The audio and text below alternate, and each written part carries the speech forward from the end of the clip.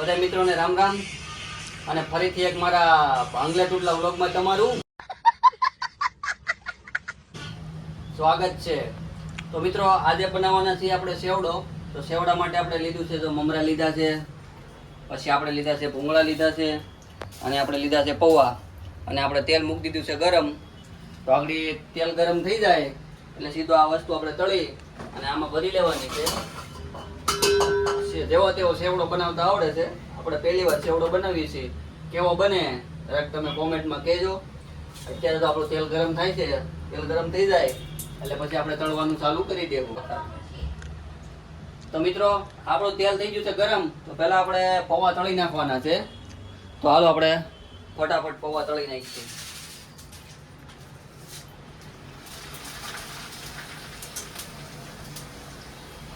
તેલ આવી ગયું છે બહુ।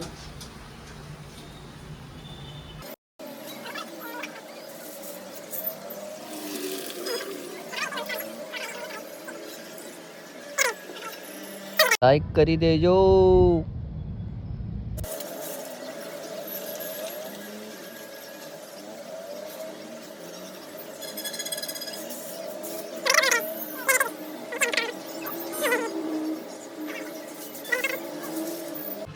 તો મિત્રો આપણા પૌવા તળાઈ ગયા છે, હવે બાકી છે આપણે ભૂંગળા।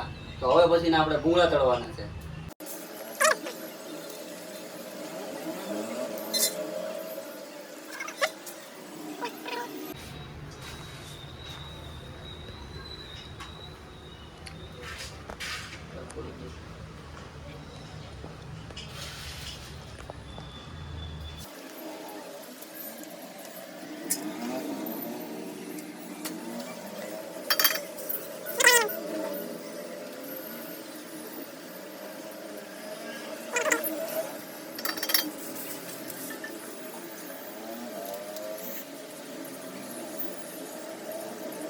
તો મિત્રો આ તળવામાં ગરમી બહુ થાય છે, કારણ કે પંખો ચાલુ રખાય નહીં ને તળવામાં બહુ જ ગરમી થાય છે। હમણાં ઉનાળો આવે એટલે ગરમી તો થવાની જ છે, તોય આપણે સેવડો બનાવીએ છીએ।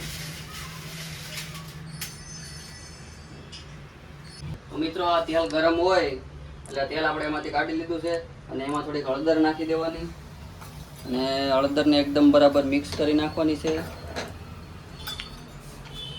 આ આપણે મમરાની અંદર નાખવાનું હોય, મમરા થોડા સારા થઈ જાય એટલે તો આપણે એમાં નાખવાનું છે। એમાં નાખી દઈએ।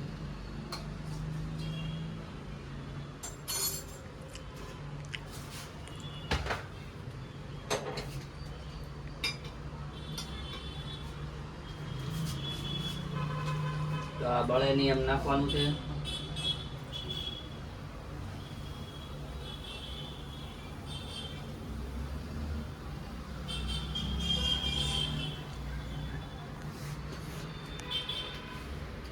અને પછી આપણે આને એકદમ હલકેથી હલાવી નાખવાના છે।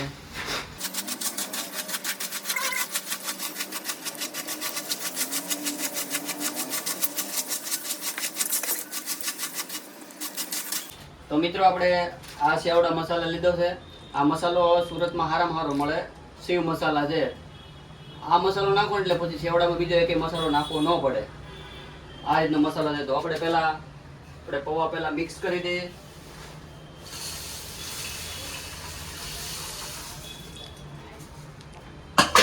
પૌવા પહેલા એકદમ સરખાથી મિક્સ કરી દો।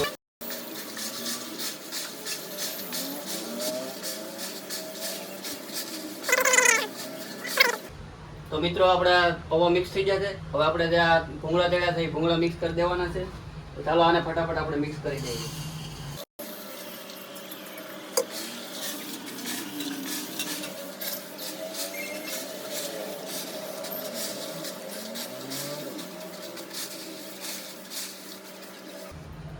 તો મિત્રો ભૂંગળા મિક્સ થઈ ગયા છે, તો પછી આપણે હવે થોડોક સ્વાદ અનુસાર જે પ્રમાણે મસાલો નાખવાનો હોય સ્વાદ અનુસાર એ પ્રમાણે મસાલો નાખશું। અમે તો થોડોક વધારે મસાલો નાખશું, કારણ કે અમને મસાલો વધારે મજા આવે। તો આપણે મસાલાને પણ સરખોથી મિક્સ કરી લેવું।